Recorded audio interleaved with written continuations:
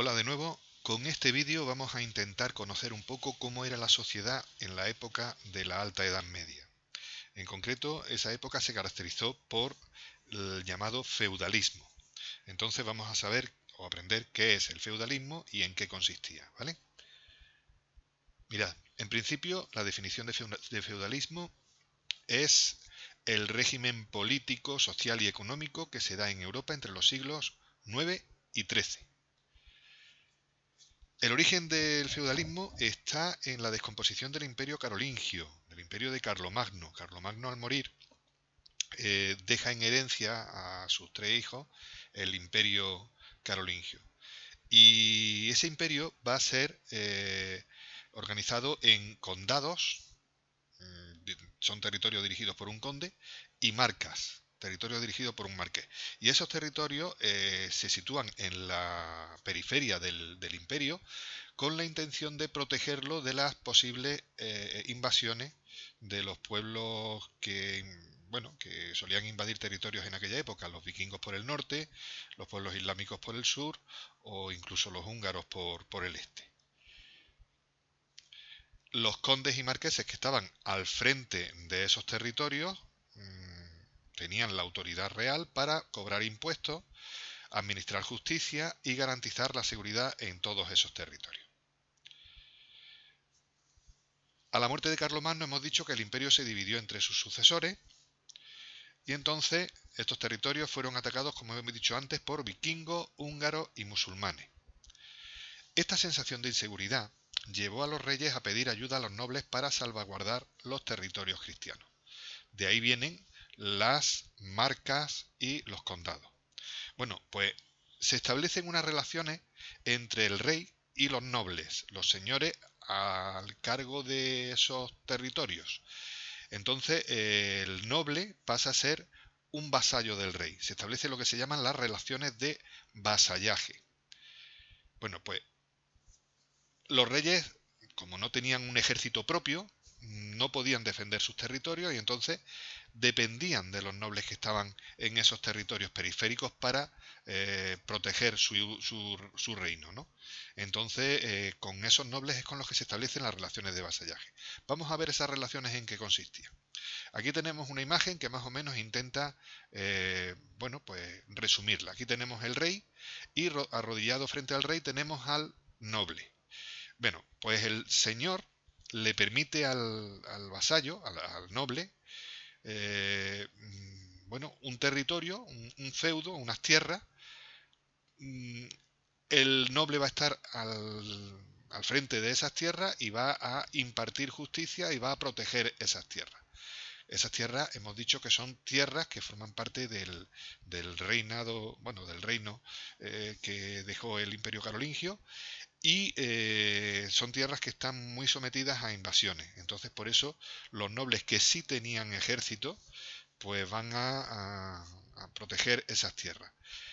A cambio de esas tierras, pues el noble se compromete con el rey en ofrecerle consejo cuando lo necesite o proporcionarle ayuda económica y militar cuando el rey así lo necesite. Ayuda económica y militar porque el señor, el noble, cobraba impuestos en sus tierras y tenía un ejército propio. Los nobles, por tanto, se convierten en señores feudales.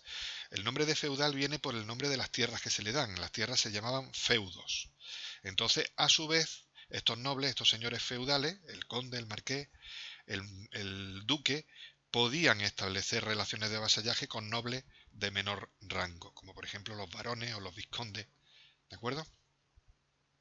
Bueno, pues eso eran las relaciones que había entre el rey y el noble. Pero no paraban ahí, sino que también existía una relación señorial entre el noble y el campesino que vivía en el feudo. El campesino se convierte en siervo de ese noble, en siervo de ese señor. Y aquí tenemos representado más o menos esas relaciones. El señor se obligaba, con esa relación de servidumbre que tenía el siervo, a proteger al siervo y también a impartir justicia. A cambio, el siervo se obligaba a trabajar en las tierras del señor, Trabajaba también en la reserva señorial, que eran las tierras que no se le daban al campesino, sino que eran las tierras que tenía el señor para poder producir lo que necesitara. Y a cambio también de las tierras que recibía el campesino para poder cultivarlas y vivir de ello, pues estaba obligado el siervo a pagarle un tributo en forma de especie o en forma de impuestos al noble que lo defendía. Entonces tenía que entregarle cosecha. Esas eran las obligaciones que tenía el siervo frente al noble, frente al señor que era el dueño de ese feudo. Entonces el siervo quedaba vinculado al feudo, es decir, a la tierra, de por vida. Es más, incluso transmitía esa vinculación a su hijo.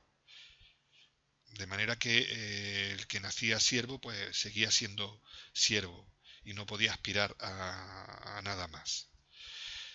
En esta época los grupos sociales se clasificaban en estamentos. Estamento se le da ese nombre porque el que pertenecía a un estamento era por nacimiento. No era por mérito ni por riqueza, prácticamente era por nacer dentro del estamento. Entonces había unos estamentos privilegiados, al frente de los cuales, o en el escalón más alto, estaban los reyes, la realeza y toda su familia. Debajo estaban los altos nobles y el alto clero, es decir, los obispos, los cardenales, y los altos nobles son los que hemos dicho antes, los condes, los marqueses, los duques. Luego teníamos una nobleza media, que eran, bueno, pues caballeros o patricios urbanos, es decir, nobles de menor rango, que bueno, que también tenían una serie de privilegios. Y por debajo estaban los grupos no privilegiados. Ahí tenemos, bueno, pues grupos medios que vivían en las ciudades, grupos que no pertenecían a ningún feudo, pero luego había otros grupos, bueno, en los grupos medios había artesanos ricos, comerciantes ricos, labradores ricos, oficios liberales como los que escribían o los que hacían herramientas o comerciaban, y soldados también. Luego había grupos más modestos, como los campesinos que tenían tierras propias, que a lo mejor habían heredado de su familia, y artesanos o pequeños comerciantes y funcionarios.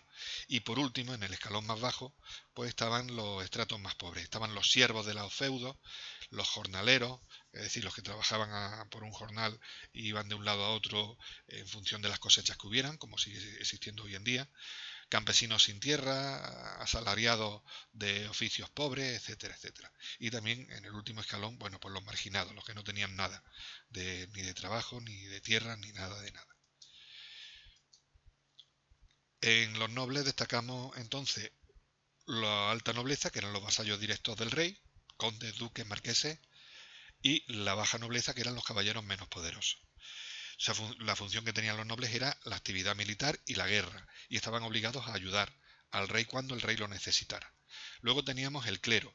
Ahí teníamos el clero secular, es decir, los sacerdotes, los que tenían parroquias y hablaban directamente y trataban directamente con los fieles, con los feligreses.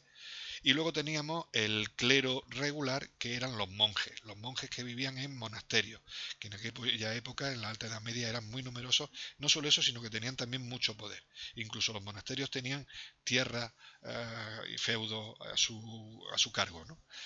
Tenían mucho poder político, social y económico el clero, y la función que tenía era la oración y el mantenimiento del culto. Y luego, por último, estaban los campesinos, que eran los siervos ligados a un feudo, y por otro lado estaban los villanos, que eran campesinos libres, que no estaban ligados a un feudo, que pertenecían a un pueblo y que bueno, vivían en un pueblo, en una ciudad, en una villa, y no tenían que rendir cuentas ante un noble. La función de ellos era trabajar las tierras, ¿vale? Bien, pues el feudo hay que entenderlo entonces como la base de la economía. El feudo es el territorio, ¿vale? Eran las tierras otorgadas por el rey a un noble. Dentro del feudo se encontraban distintas partes. Una de ellas era la reserva señorial. La reserva señorial estaba formada por las mejores tierras de cultivo. Esas tierras eran trabajadas por los siervos, que se obligaban a trabajar las tierras del señor en determinados momentos. También había tierras de pasto para el ganado y bosques de caza. En las tierras de la reserva señorial se encontraba la residencia del noble, que era el castillo.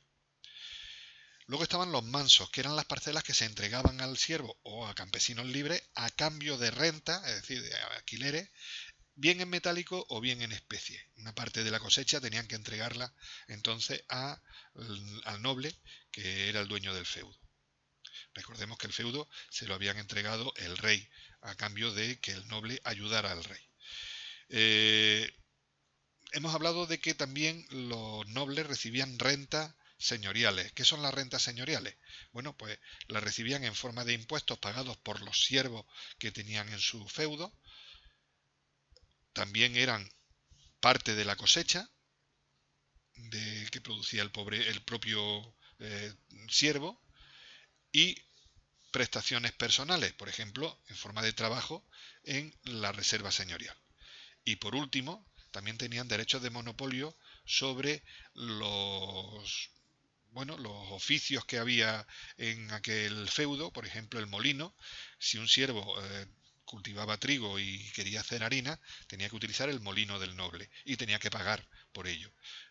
Si te quería cruzar un río, pues tenía que atravesar un puente, tenía que pagar por ello un peaje. O utilizar, por ejemplo, la herrería para ponerle herraduras a los caballos.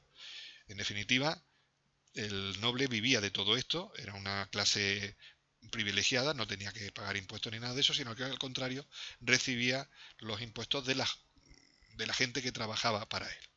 ¿Vale? Aquí tenemos un ejemplo de cómo es un feudo. Teníamos la zona donde está el castillo, donde vive el noble, el señor. Luego tenemos la reserva señorial, que son las mejores tierras de cultivo. Aquí estas tierras eran las que se veían obligados a trabajar los siervos. Podían existir puentes, podían existir molinos, ya digo que eran propiedad del noble y cuando eran usados tenían que pagarse por su uso. Luego también estaban las aldeas donde vivían los campesinos. Esas aldeas, pues estaban normalmente al lado de un castillo para que cuando viniera una invasión pudieran huir los campesinos hacia el castillo. Estaban los mansos también, que eran las tierras que el señor había cedido a los siervos para que trabajaran y le pagaran parte de la cosecha. Y luego también había una serie de tierras comunales, tierras de bosque y pasto para el ganado pertenecientes a todo el feudo. Bueno, pues esto provocó que la sociedad en esta época fuera una sociedad rural, es decir, que viviera en el campo.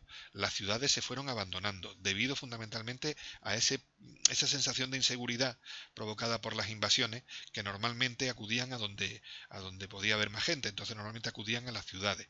Por eso las ciudades se fueron abandonando o fueron decreciendo y la gente fue a vivir más al campo. Eso era la forma de vivir en la sociedad de la Alta Edad Media. Y hasta aquí lo dejamos para continuar más adelante con otro capítulo.